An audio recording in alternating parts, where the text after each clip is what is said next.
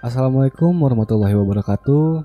Terima kasih buat teman-teman yang udah nontonin tutorial sebelumnya. Terima kasih juga buat teman-teman yang udah setia nungguin tutorial-tutorial berikutnya. Oke, langsung aja tutorial kali ini kita akan langsung coba gerakin karakter yang kemarin. Kalau tutorial kemarin kita udah rigging dari karakter Photoshop, kita import, kemudian kita rigging. Sekarang selanjutnya kita akan coba buat gerakan jalan. Oke, kita buka dulu project yang kemarin, karakter. Nah ini sekarang kita zoom out dulu aja ya, kameranya kita zoom out. Oh ya, kalau teman-teman belum tahu, ini toolnya ada di sini nih di kamera. Ini ada buat kamera buat move-nya. Kemudian ini buat zoom. Ini buat rotasi. Nah, kalau ini buat rotasi 3 dimensi, 3D layer. Tuh, agak peyang-peyang. Oke, yang kita pakai zoom out aja. Kita pastiin segini aja dulu. Oke, sebelum kita lanjut mulai gerakin karakternya, sekarang kita bikin target bondnya dulu nih. Target bondnya fungsinya buat apa? Kita coba langsung aja di sini biar kalian juga tahu fungsi target bond itu buat apa. Kita langsung klik layer karakter. Kalau udah, kita langsung tambahin bond baru aja buat target bondnya. Tapi kalau target bond ini diusahakan jangan keparent dengan bond lain atau jangan ngikut dengan bond lain. Jadi kita klik bebas dulu dengan tekan tombol Alt. Oke. Kalau udah, sekarang kita langsung add bond aja di sini. Di bagian bond kaki yang depan ini ya, teman-teman ya. Klik. Tambahin bond baru dan kemudian bond yang satu lagi kita tambahin buat bond kaki bagian belakang. Kita klik Alt lagi, tambahin. Oke, sekarang kita namain supaya nggak susah nyari bondnya. Kita namain dulu, ini misalkan kaki belakang. Nah, yang ini bond kaki depan. Oke, kalau udah, sekarang kita klik bond kaki depan dulu. Kita arahin dia supaya ngikut dengan bond yang kaki depan ini, yang kita udah buat untuk dijadiin target bond. Kita klik bond kaki ini yang bawah. Kemudian masuk ke bond constraint. Nah, di sini ada target nih. Nah, ini target bondnya. Target bondnya mau ngikut kemana? Sekarang kita buat ke kaki depan. Nah, begitu juga yang kaki belakang. Kita klik bond yang kaki bawah bagian belakang. Kita klik target. Ikut ke kaki belakang. Bond yang bawah ini. Sekarang kalau sudah, coba kalian gerakin. Oh iya, ini bond strength-nya di nolin dulu aja teman-teman ya. Bond strength-nya kita nolin. Nah, kalau udah coba kita gerakin. Ini nggak usah khawatir karena ini masih di frame 0. Jadi ini masih bisa apa namanya? Terbalik gitu posisinya. Nah, terbalik kan. Tapi nanti kalau udah di frame 1 semua bisa diatur. Tenang aja. Jadi kita cukup tambahin target bond di bagian kaki aja untuk bikin animasi berjalan. Oke, sekarang kita langsung coba buat keyframe-nya. Buat animasi jalan ini kita buat. Kita masuk ke frame 1. Kemudian kita mulai gerakin bondnya semuanya kita gerakin. Kalau di sini gue biasa ngerjain buat kalau jalan itu misalkan yang ini yang nekuk. Nah, ini sering terjadi masalah kayak begini. Oke, masalahnya sering terjadi tapi kalian gak usah khawatir. Misalkan kalian nekuk salah satu kakinya begini, bentuknya malah sebaliknya, kalian tinggal tekan tombol T atau transform bond di sini.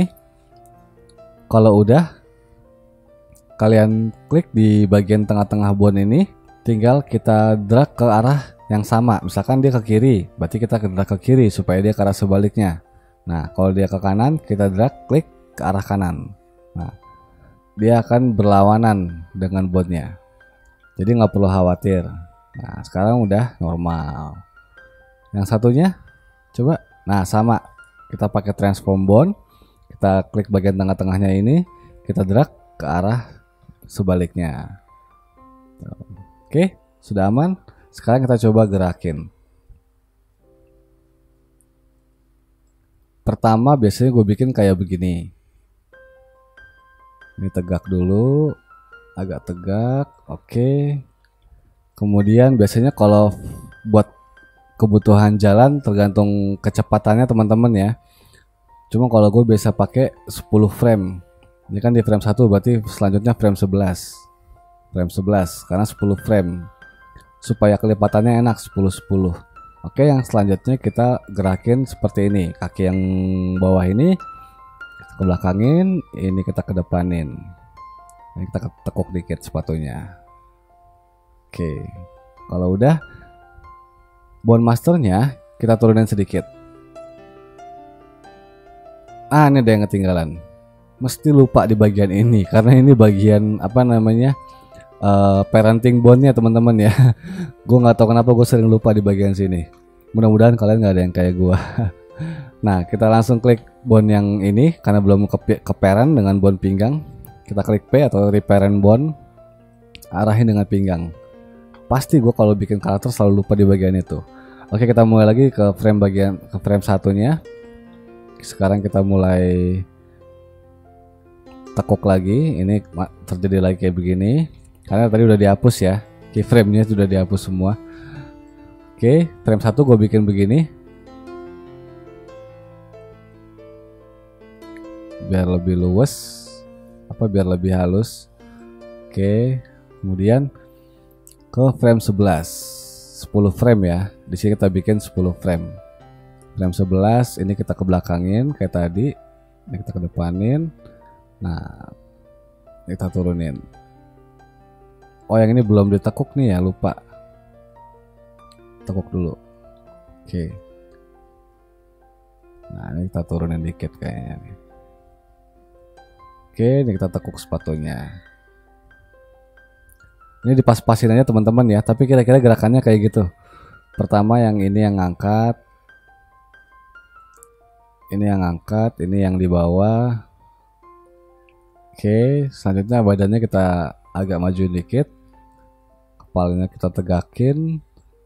Ini kaki depan, berarti tangannya tangan belakang yang di depan.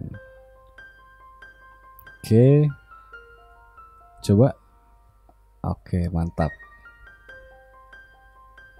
Selanjutnya ke frame 21, 10 frame kelipatannya.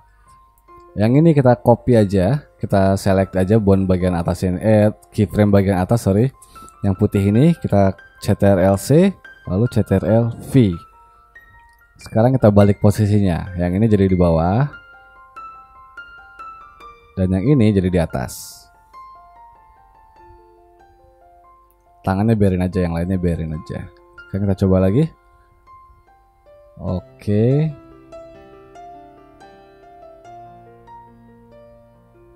Oke, sepatunya udah nekuk. Sekarang masuk ke frame 31.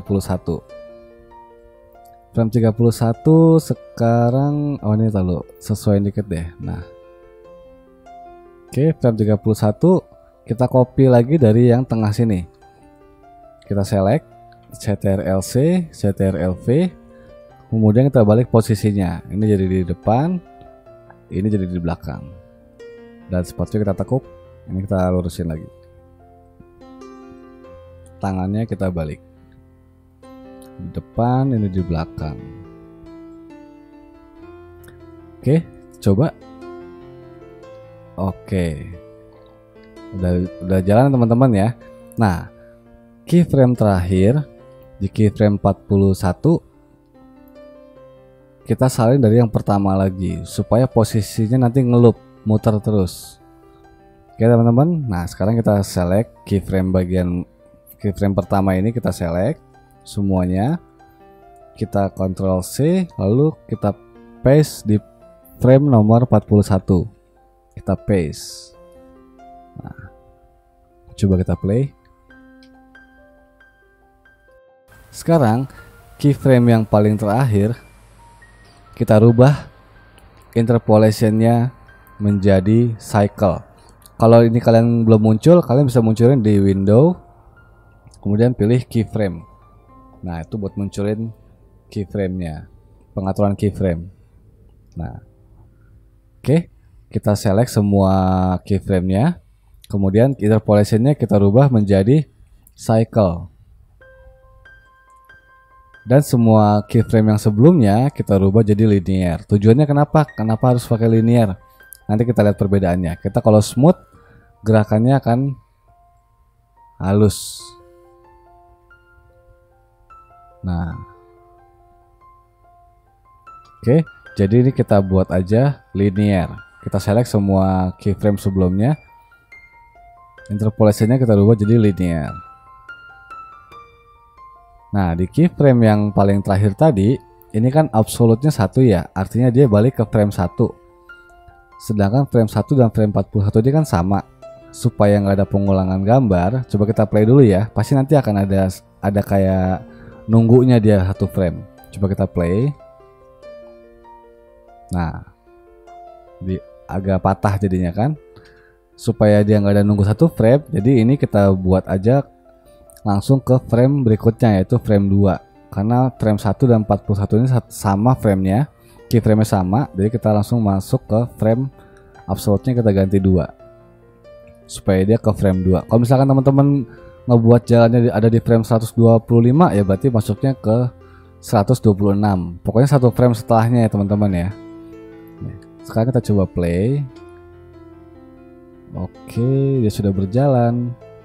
Coba kita hide bondnya. Oke. Ya kira-kira gitu ya teman-teman. Kalau mau buat keyframe, kalau mau bikin animasi berjalan, basicnya itu tadi kelipatannya harus sama supaya gerakannya juga, kecepatan juga sama. Kalau misalkan ini misalkan kita buat 5 frame, pasti kecepatannya akan ada yang beda. Nah, dilihatnya juga nggak enak kan. Jadi kecepatannya harus sama juga, jarak keyframe harus sama supaya kecepatannya sama.